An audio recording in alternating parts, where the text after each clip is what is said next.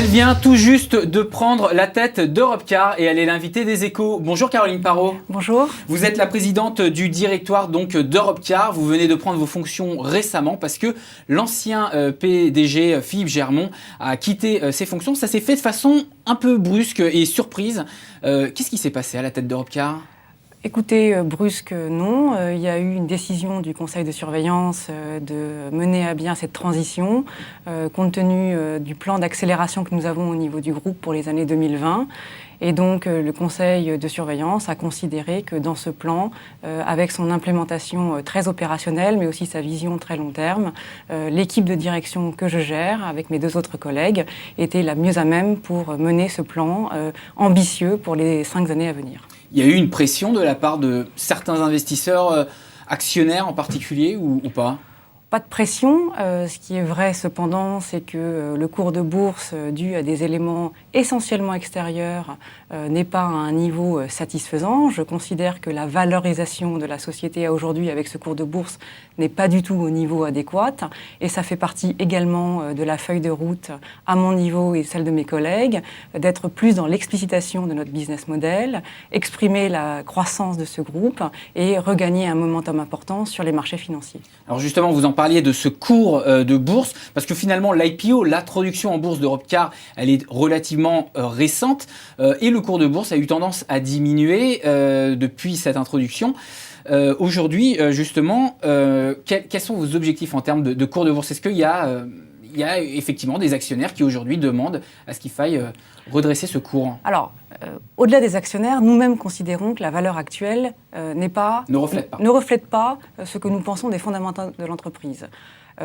Pour nous, il faut réexpliciter vis-à-vis du marché et de l'ensemble des investisseurs quelles sont nos grandes forces, notre réseau très large, notre base de clientèle, plus de 5 millions de conducteurs, et surtout un savoir-faire opérationnel excessivement fort qui nous mette en très très bonne position non seulement sur nos métiers cœurs à aujourd'hui dans la location de voitures, mais pour capturer les opportunités de demain dans la nouvelle mobilité.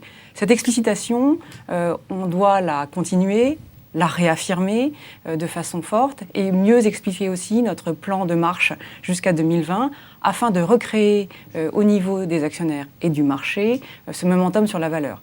On a été, c'est vrai, impacté par des événements très extérieurs pendant 18 mois, les attentats répétés en Europe, le Brexit qui a généré beaucoup d'incertitudes, et puis après des mouvements de marché entre l'Europe et les États-Unis qui ont été peu favorables. Donc c'est toute cette histoire sur laquelle nous repartons pour construire le momentum sur la valeur. Et la partie financière, c'est un sujet que vous connaissez bien parce que avant de prendre votre nouvelle fonction, vous étiez directrice générale, mais juste avant, vous étiez directrice financière. Donc effectivement, il y a cette continuité aujourd'hui qui se confirme. Vous parliez, c'était intéressant, de vos objectifs à 2020 et l'un des objectifs d'Europecar, c'est d'atteindre les 3 milliards d'euros de chiffre d'affaires d'ici à 2020, donc dans les 4 prochaines années.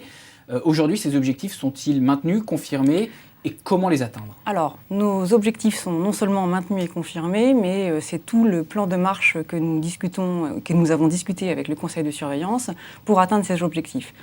D'abord, j'ai parlé de la force de notre réseau. On est déjà numéro 1 en Europe grâce à notre métier de location de véhicules.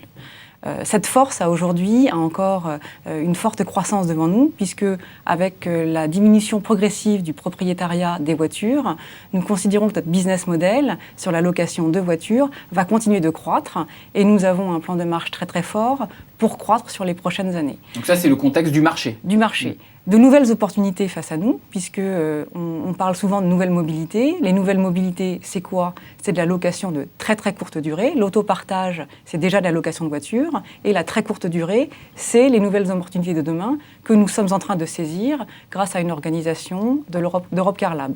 Et en parallèle, l'IPO, vous l'avez mentionné, nous a permis d'avoir une surface financière complètement différente qui nous permet, en plus de notre programme de croissance, d'avoir un programme d'acquisition très dynamique pour les 4 prochaines années à venir, ce qui veut dire que les 3 milliards sont bâtis sur 2 grands piliers.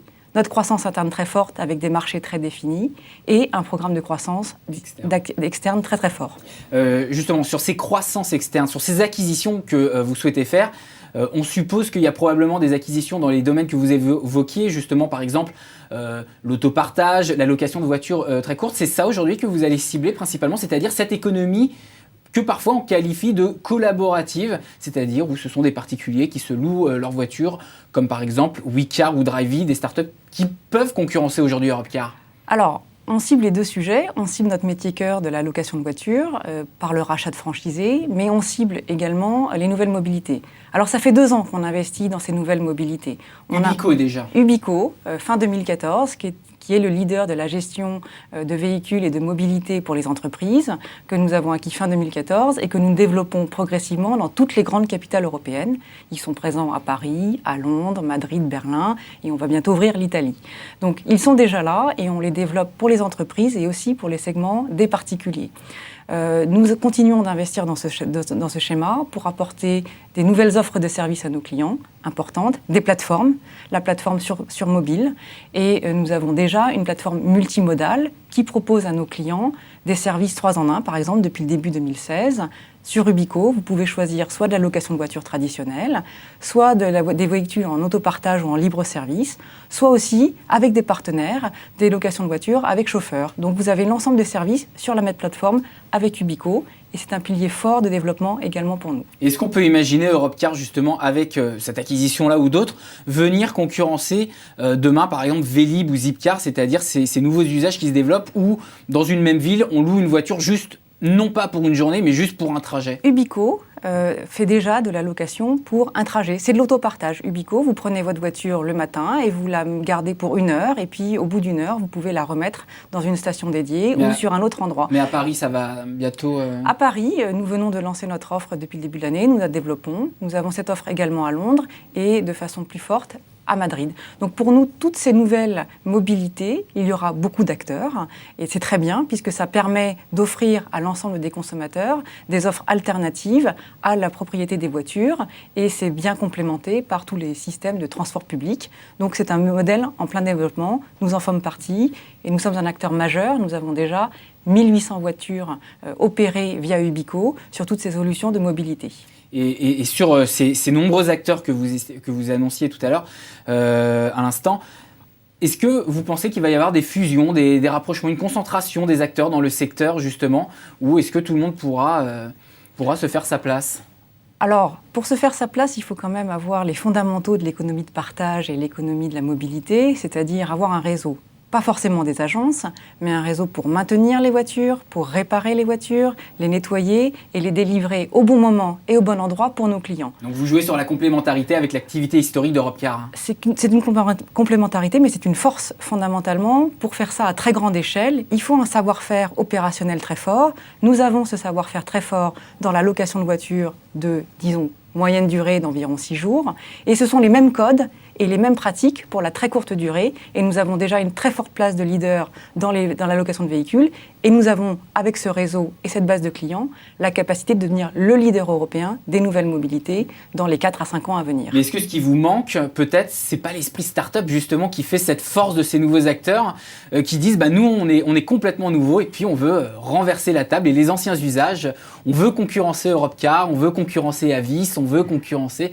Est-ce que cet esprit-là, vous l'avez et si vous manque, est-ce que c'est un atout, une faiblesse ? On l'a parce qu'il y a 2 ans, quand on a acheté Ubico et qu'on travaille avec les fondateurs d'Ubico qui sont restés et qui trouvent le projet intéressant pour justement pouvoir se développer à très grande échelle, nous avons aussi considéré que nous n'allons pas les intégrer dans notre univers Europcar. Donc nous avons une marque, Ubico, qui sert tous ces nouveaux besoins de nouvelles mobilités. Et nous avons mis un dispositif un dispositif d'innovation, Europcar Lab, qui travaille de façon très étroite avec Ubico en mode start-up pour tester en permanence quels sont les nouveaux besoins, les nouveaux usages de nos clients et pour les faire avancer. Donc on est vraiment resté dans un univers très start-up.